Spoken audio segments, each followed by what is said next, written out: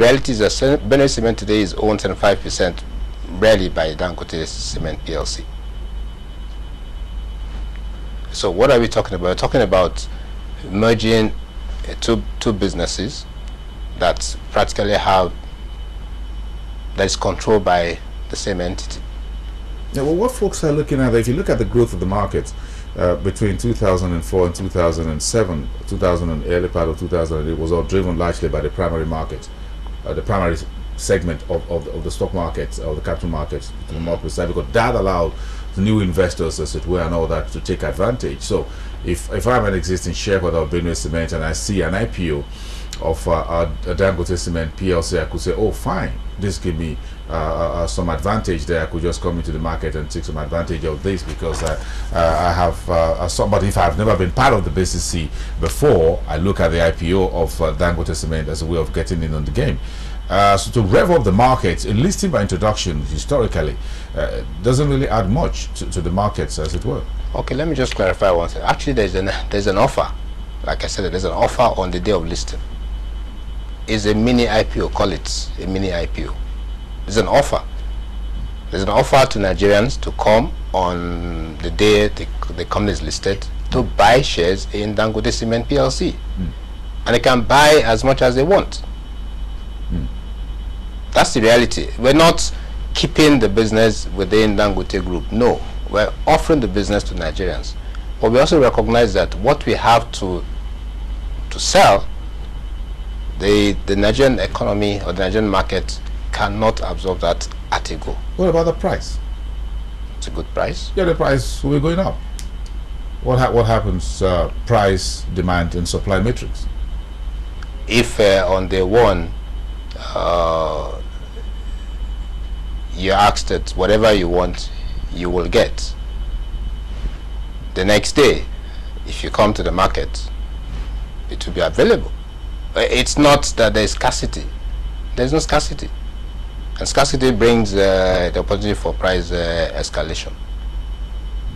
There is availability of the shares. So there's no potential manipulation in terms of demand and supply. No, there's no basis for that.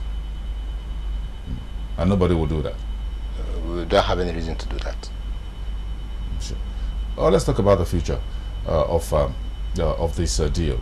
Yeah, in terms of broad cement production and all of that, but in terms of what comes to everybody at the end of the day, of course, there were forecasts as well in the major scheme document about projections for 2010, 2011, 2012.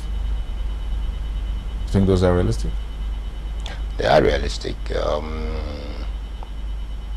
With the policy that came out, well, with an enhancement of the policy that has always been there, it's not new. It's just to ensure that we encourage local production of cement. There are investments. Lafarge is expanding. We are expanding. Flamers just commissioned their plants last year. So there are interests from people who generally want to invest in Nigeria. The economy will grow. We believe strongly that the 10%, on the average 15% year in, year out for the last 5 years on the growth of cement demand, we think this can be sustained. And once that is sustained, I think whatever is being produced in Nigeria will sufficiently meet the demand. So those forecasts will be met locally. Now you must recognize that we are not only looking at Nigeria, we're also looking at exporting cement. So for us, even if for any reason the demand here does not tally with the projection, there's an export opportunity that we will explore. We have a terminal in Ghana. It's about 1.5 million tons capacity. We currently import into Ghana from Far East. Same cement we can move from Nigeria. The demand does not meet the target. So we have the opportunity to ensure that whatever we've said we will achieve, because we've created opportunities, we've created options for us. How soon do you think the country will be able to get out of cement importation? Now there's good thoughts. Yeah, there's good thoughts. There's a thought that says, no, we must be self-sufficient in cement. We subscribe to that. And it's selfish as a Nigerian. I mean, it's just sand. It's available here. Why are we bringing it from Far East? Let's produce it here. That's our own perspective. The other person said, no. We don't think we will be sufficient. We should continue to import cement.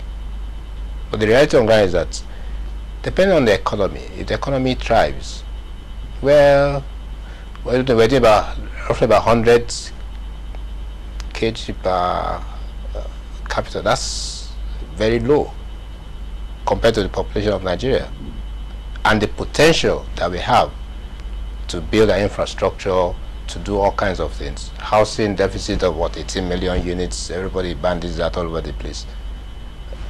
How do you want to do that? By importing cement? No way. So our own is that, yes, we think it's a strategy and it's a good one to keep increasing the local capacity. So the 20 million I just talked to you about, yeah, that's our current focus, because that's what we see the demand and supply scenario. But if we see an improvement, there's nothing stopping us to going to 30 million by 2013. We already have that on plan. So we will. I think it's important that people appreciate what is being done, and we understand that it's a policy that is going to be replicated in other sectors of the economy. Because come to think of it, we do have the resources,